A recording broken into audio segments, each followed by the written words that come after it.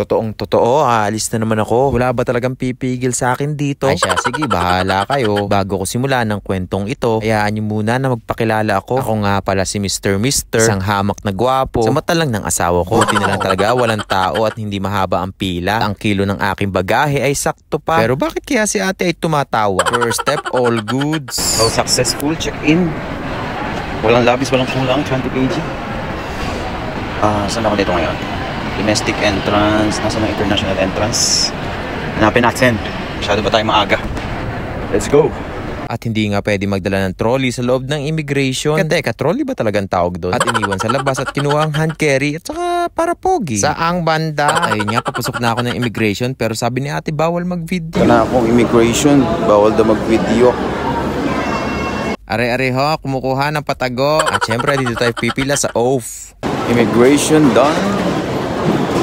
Check-in na lang ng bagahe. Let's go. Buti na lang walang pila.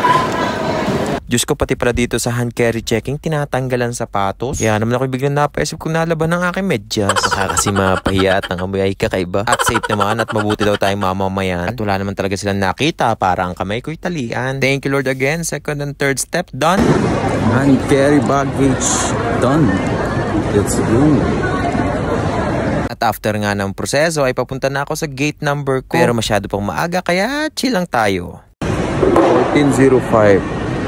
Time check 12:30. Masyadong maaga. Kakain muna, gutom na.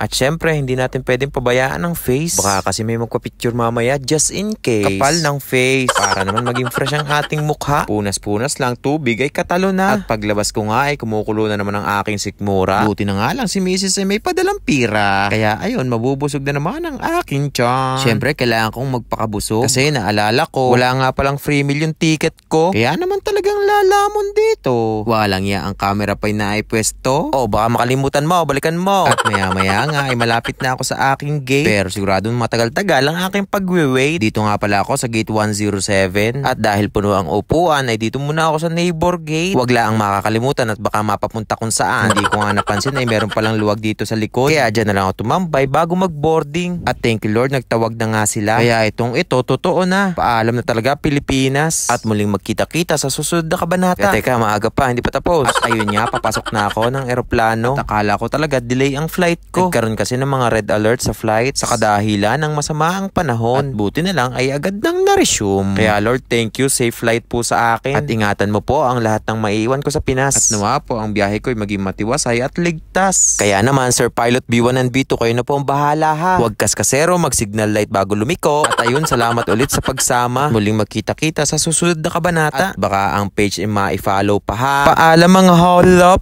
See you. Shoo!